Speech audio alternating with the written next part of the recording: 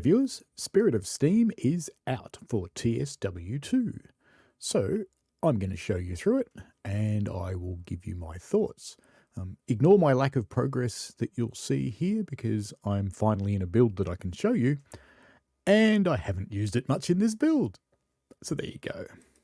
Now before we get too far into it, just for complete disclosure, I got this DLC for free as one of the beta testers, but I want to let you know that these are my thoughts. I'm not required to give a positive review or anything like that, so I will talk honestly about the things that I like and that I don't like. So let's get on with it, shall we? Let's have a look first up at the journeys. So we've got a day in the life, which has an introduction to the 8F and semaphore signaling introduction. Day Tripper, which has some branch freights and some through freights, still with the 8F. Then we have Steaming Ahead, which are more things with the 8F, including an introduction to refueling and the scenario Really Reliable Rescue. And we have Ferrying Across the Mersey. Finally, we get into the Jubilee. Great stuff. So we're getting into some scenarios and some service runs with passenger. Chapter 5 is Too Many People, which has got another scenario in it and a bunch of service runs. Chapter 6, Rush Hour. Well, rush hour as it was in 1950, I guess. Not that rushy, in fact. And we've got a bovine blockage scenario and a bunch of services. Into the Fire, several more services. And surprise, surprise. So there's a couple of scenarios and there's some special services that are almost scenarios, like the brake van tour. All right, let's just pop back. Let's have a look at the Explore. Have a look at our training. So we have a route introduction. We have the 8F introduction. Semaphore signaling introduction. You're going to need this because I have to say there's a lot to learn here. The Jubilee introduction. And an introduction to refueling. Or in this case, putting in some water. All right then, let's look at our scenarios. Bovine blockage. This one's a bit of fun. It's not specifically the way a railway would probably handle this kind of issue, but you know, it is a bit of fun. So it's all good. And the tables have turned. So you're going to take out on the turntable and go and grab a passenger service. Really Reliable Rescue is when one of the freight 8Fs tears off to rescue a broken down Jubilee. Time for Scouse. We're going to grab some carriages bound for Liverpool Lime Street and then return to Edge Hill. Worst winter of all. So in this one, you get to be involved with a stuck train. Let's put it that way without giving you too many spoilers. No, it's okay. It's a reasonably playable one. Moving around the Mersey, which is where you can just mess around in the yard and do pretty much whatever you want. So that's it for the scenarios. Oh, and you've only got the 8F. Oh no, it says you've got the Jubilee in this one. I thought it was only the 8F. Mum, it says you've got the Jubilee, so I'll believe it. Changed since last time I tried it. In our timetable, now the timetable's not real busy, but it's accurate for a 1950 timetable. So most of the freight is happening in the wee hours of the morning, which is not that surprising. And it tends to peter out towards the end of the day. There's just not that much happening after lunch, for example. And we've got our passenger services. They tend to pretty much run right throughout the day, so there's not that much overnight, and then it starts getting busier as you would expect in the morning. And there's a fair few services to play with. It stays reasonable for the whole day. Now, one thing I will say about the timetables is no matter when you run, it never feels particularly busy on this route. Now, this is actually an accurate representation of how this ran because I've seen the real timetable from the period that this was based on, and it's like this. So as a player, it feels a little disappointing that it's not all that busy. I'd love to see some more things moving around in the yards. I would love to see some more trains. I know it's not that realistic. I'd love to jam in some Gronks doing shunting, because they were around then. They came in 1956 and this is 1958. I'd also love to see some 101s floating around. Potentially some of the other early diesels might be in here transitioning out of steam. So you might occasionally get a service with a diesel on it, for example. Now, I know that wasn't the point of this. The whole point of this route was to get us into steam and completely ignore the diesel phenomenon. And, that's okay. I think it does quite well. I think the timetable it's rich enough. Now, there is one thing that I should say is most of the things in the timetable when the AI is driving them, they disappear off into portals instead of going into yards. I would love it if they went off to the yards, because then the yards would look busy, because right now they look like a bit of a wasteland.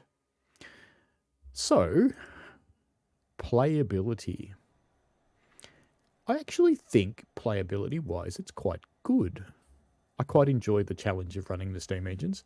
They're nowhere near as hard as a real one, but be honest, in a gaming simulator where the majority of the players probably aren't hardcore, you probably don't want it to be as hard as a real one because, well, that'd be refund city. Because people wouldn't be able to make the trains move, because steam engines are actually really hard to drive. These ones have got a little bit going on, and if you have a look in my tutorials, you'll see what I mean. And we will go for a drive in this review. Don't fret. We are going to do it. And I'll show you some stuff around the route that I really love, because there is some really good things.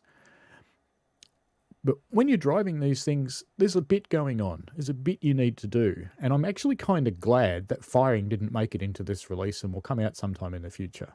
And that's fine with me, because as a community, we kept saying, if it's not ready, don't give it to us. So they've done exactly that. And I think that's perfect. Good on them. Kudos to DTG for making those sorts of decisions. It's got to be a hard one to do. So let's get into it, and let's start to have a bit of a play. G'day viewers, meet Anson. Oh, safety valve. Alright, let's turn that down. This is the 6P Jubilee. Let's just get in the cab and get out of the station. And I'm not going to let the passengers in because I'm mean. Because I want to show it to you. I'm also not going to talk you through what I'm doing, because we will do that in the tutorials, which are in a separate vid.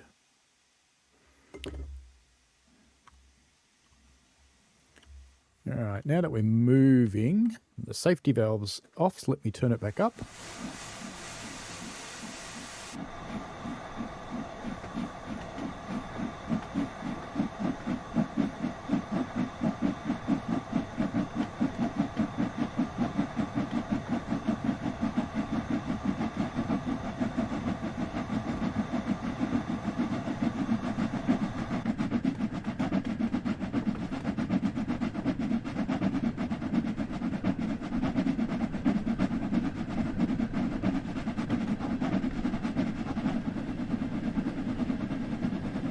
Sounds pretty good, eh? And you can certainly hear a little bit of track joint sounds and the like. You don't get an enormous amount of that, but it is definitely there. We're hoping for more at some point in time. Looking at the wheels, they are magnificent, and the motion is really special. DTG have done a top-notch job on making this work. The people that worked on this should be really, really proud of themselves. The particle effects, I'll talk about that. Similar for both locomotives. Really, really good.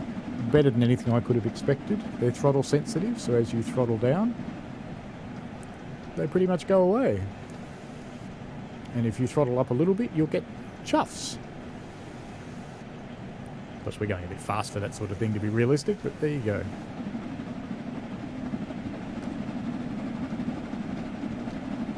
Very, very cool indeed.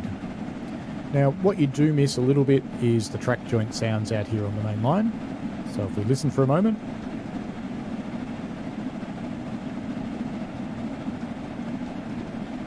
They're there, but they're not prevalent. Now, the locomotive's modelled really nicely. She's in her working clothes, so she's well looked after, well maintained. A little bit grubby, because, it's just on the run there. let's jump in the cab. Now, this is the fireman animation. He's about to put down the shovel and look out the window just as we've come in, but that's okay. I reckon the firing animation is really, really good. Oh, here he goes again. Now, there's some obvious things. There's no coal on the shovel, and the shovels do kind of go into the closed doors, so the timing's not quite right. But look at the animation on the character. That's probably the best animation we've had on a person in TSW, so kudos to him for that. Let's turn on that lamp. Why not? There he goes again. Now, the cab itself is modelled very nicely. Looks really spectacular. All the things that you need to drive the train do actually work, and they do animate. You can even do things like opening and closing your drain cock just to make sure that it's okay. Now remember, cock's down in the locomotive. I won't go too much into everything else that's in here because we'll do that in the tutorials. So I just thought I'd give you a bit of a look. Behind it we have the Mark I coaches. They also come in the blood and custard livery, and we'll have a bit more of a look at those later on.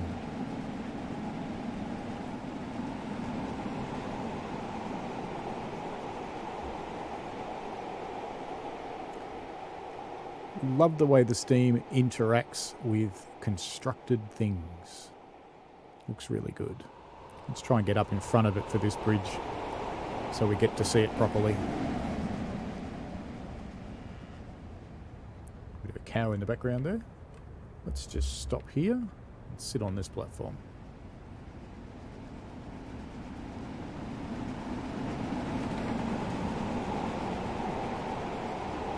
It's pretty good, really. Now, there are a few things that I'm not a big fan of, like the safety valve, because it drowns out the other sounds. The loco does have a little bit of a penchant to derail occasionally when perhaps it shouldn't. That's more prevalent in the 8F than it is in this one, particularly with unfitted, that's unbraked freight stock.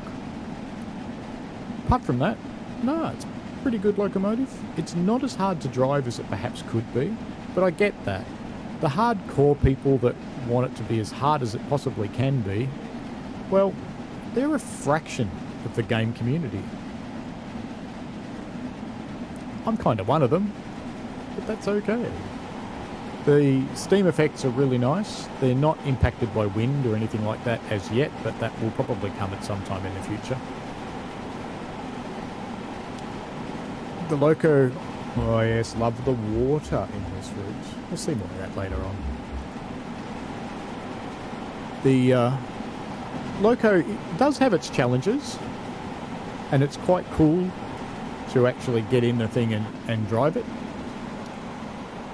It could be a little more difficult, but like I said, I get why it's not, because most of the community just probably aren't into that kind of thing, and they just want to get in it and have a fang. Alrighty, so let's go have a look at the 8F now. There she blows. Alright, let's get away from the engine a bit. What have we got? We've got the Stania 8F. Let me jump in the cab and get it moving so we can get rid of this noise. I'm not going to talk you through what I'm doing for the driving, because you can look at my tutorials for that.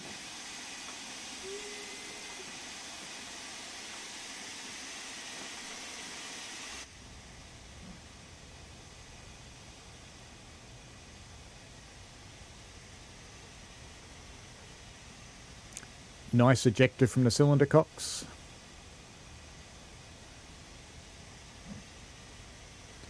As soon as that safety stops, I'll go back down and get a bit closer.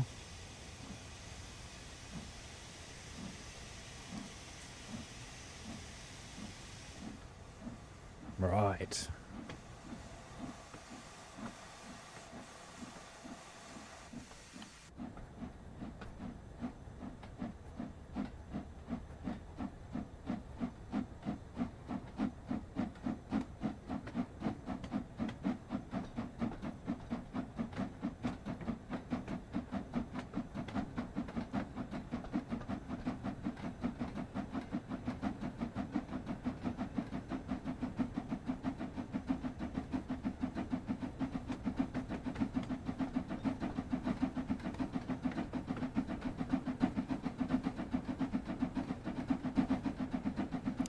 Well, she sounds and looks pretty good.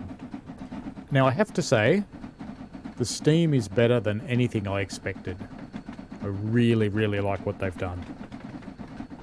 It doesn't react with wind yet, but it probably will in the not too distant future.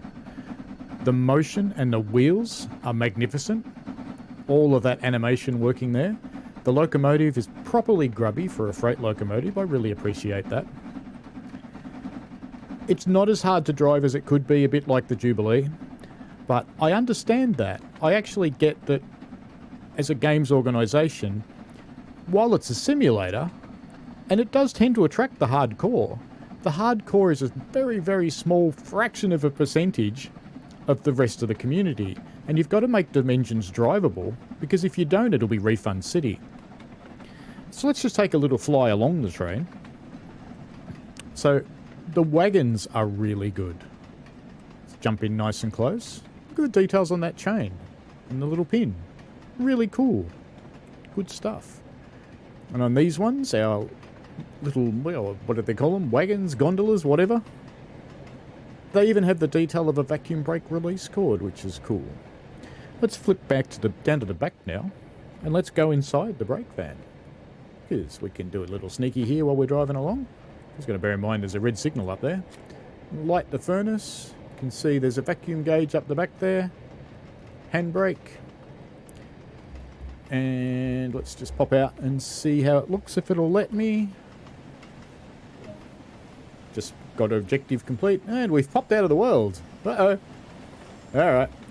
Now we're back in the world. Good stuff. So, do I like the 8F? Yes. I actually like it more than the Jubilee. I think it's slightly better modelling. But maybe that's just because it's a grubby and it's in its working clothes. I don't know. Maybe it is. Maybe it's not. So, let's just let him run away. And let's go and talk about some other stuff. So the modelling round in the farms is really quite nice. Moo cows. And where there are fences, they're cool. And you could certainly hear the clackety, clackety, clackety along the tracks there. Some people say that that's not there, but clearly it is. Especially as you're going through junctions and things. Now, out here on the open rails, you hear it every now and again, but you don't hear it all the time. Now, in a steam engine cab, just being completely realistic, you wouldn't hear it at all. Not a chance in hell. So, how do I know that? Well, let's just say I'm involved on the footplate sometimes. And I know what you can hear and what you can't hear.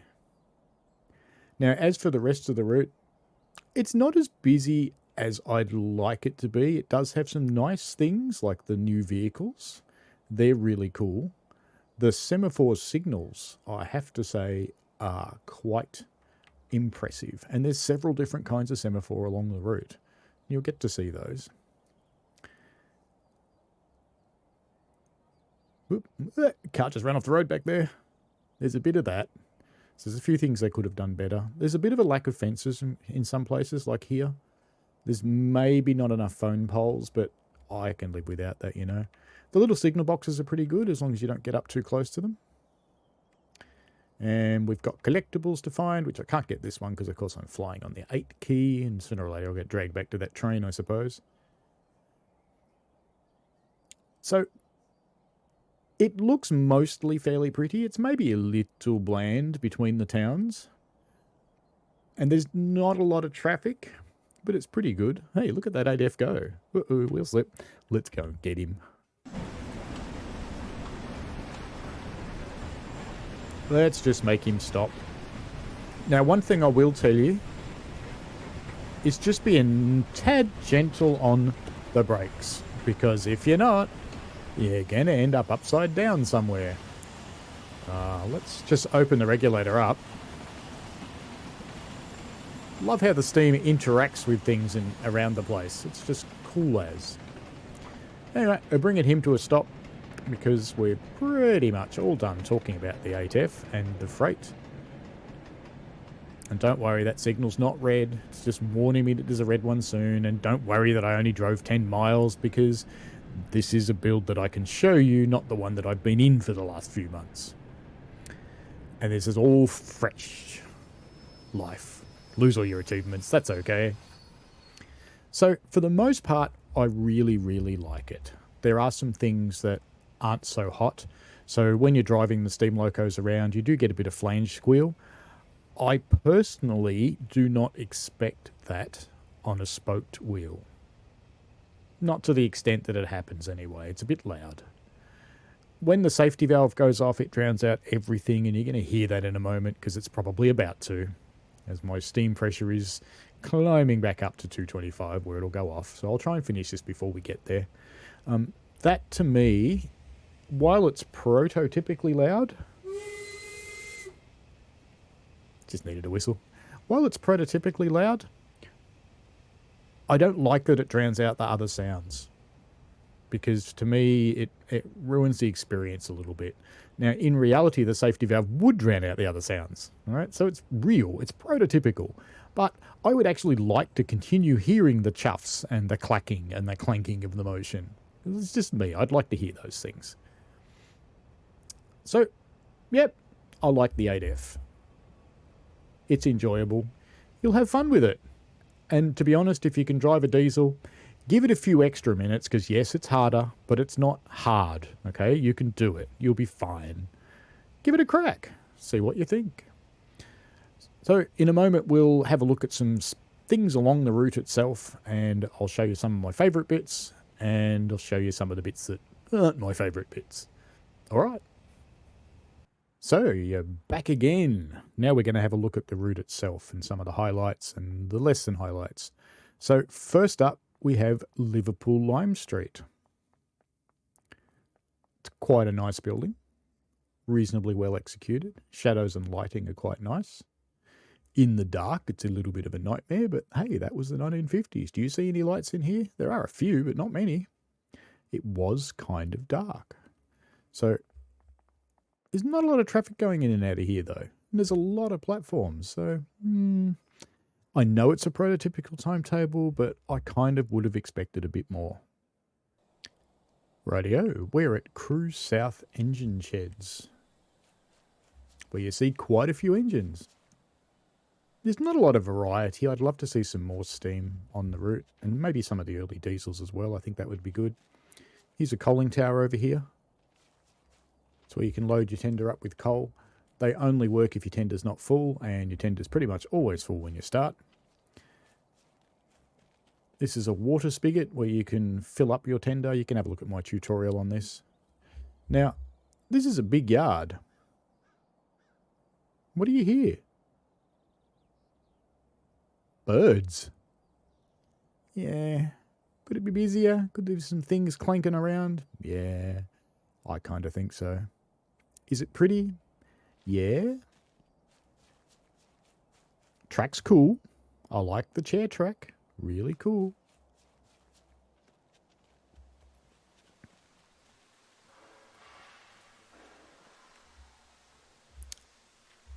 Yeah, shed's cool. Could it be cooler? Could it be busy? That's what it needs. So this is the Mark One carriages. And I have to say they look pretty cool. The people are cool. Modelling of the hats and the like. Lots of interesting people. Let's just take a seat here, perhaps. G'day, how you going? Where you heading off to? So, 1950s vibe in the people? Definitely. 1950s feel in the carriages? Definitely. And I have to say they look really nice at night too, but, you know, I'm going to leave you a few things to find out for yourself. There's a lot of variety in the outfits and the hats and the other bits and pieces people have, like the nice little flower brooch that she's got, kind of cool. Most of the girls are kind of perky, if you get what I mean. So there's a lot of variety there. And the usual thing, there's no variety in really age, shape or size. Good to get some kids, good to get some larger people, good to get some others. Be interesting.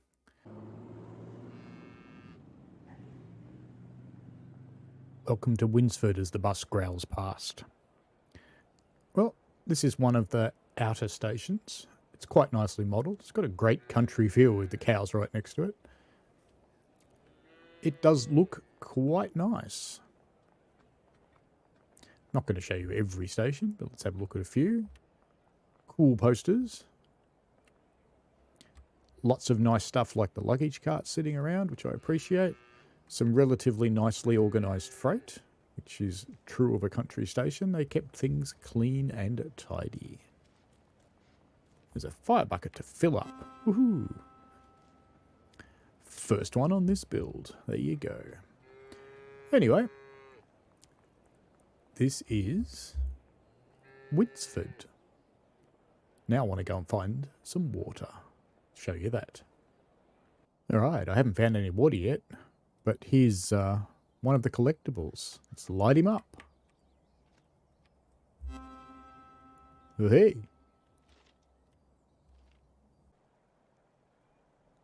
Okay, I finally found some water. Now I have to say, this is the best water in Train Sim World 2 ever. Why? Because it's not just the water. There's pond scum, there's reeds, there's plants growing in it, there's plants on the banks. It is fantastic. Really love this water, and I hope other routes get this kind of treatment as well. Alright, here we are at Edge Hill, where you can see what probably should be a fairly busy yard. There's a gap. But in reality, it's not all that busy. Well, I can hear something coming. There's just not much going on. No, it's a light engine movement. There you go. Now, to me, just having all this stuff sitting around, it's nice to have it sitting in the yards, but it disappears as the day goes on and the services finish. I'd love to have some stuff just chugging around. Because it would be. There'd be shunting and things going on pretty much all the time. I'd like to see some more movement. So there are some amazingly modelled yards in this game. Just simple things like these points. Beautiful. There's some amazingly modelled stuff. Little dwarf signals. But some things, like the busyness of the yards, really just let it down a bit. Look at these semaphores. These are fabulous. These are really, really good. Wait till you see them at night. Really good. And wait till you see the other kinds of semaphores. There's heaps of them, but I'm going to leave you to find them for yourself. But there's nothing going on. There's nothing going. Clank, clank, clank, clank, clunk, bash, crash. It needs it. It really does. The yards are a disappointment for me. So, you've heard me talk about lots of things that are cool and lots of things that are good. This is one of the things that's just not. It could be better. And it could be better quite, well, relatively easily by introducing some shunting activities into the services. Here we are on Platform 2 at Ditton Junction. It's about 2:45 in the morning. I just thought I'd show you what the lights look like because I think they're kind of cool. The station's pretty, well lit. Some nice old signage. I like little handcarts and things that are floating around.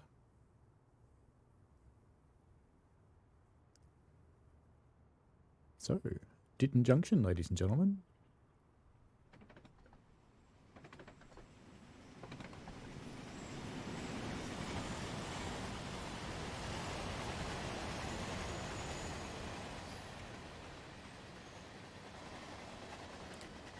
And there went an 8F pulling its freight train. So, that's it for night time. Righto, here we are in our Mark 1 coach with our rather perky friends here. There's a cool variety in the dress and appearance of the people, ranging from farm boy to a bloke in his business suit behind the lady. And we're going to have a run at first light. The sun's just peeking over the horizon, across the Runcorn Viaduct and over the bridge. And maybe if we're really lucky, we'll see the Transporter Bridge in action. I thought I'd do it this way rather than inside the locomotive, just so we could have a bit of a look at the city and have a chat about it. And you've got to admit, it looks really nice. It's kind of hoping I'd time the Transporter Bridge actually moving, but no, I failed. That's alright. It does move. It gets cars and trucks on it, and it moves along.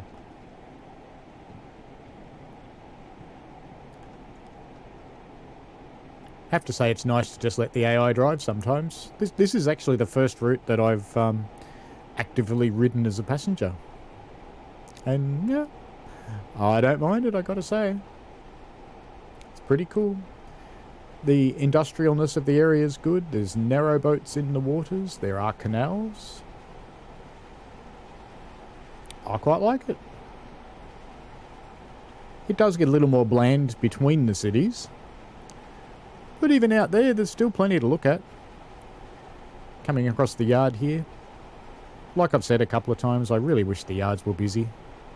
That would be cool. But is it a deal breaker for me? Hell no.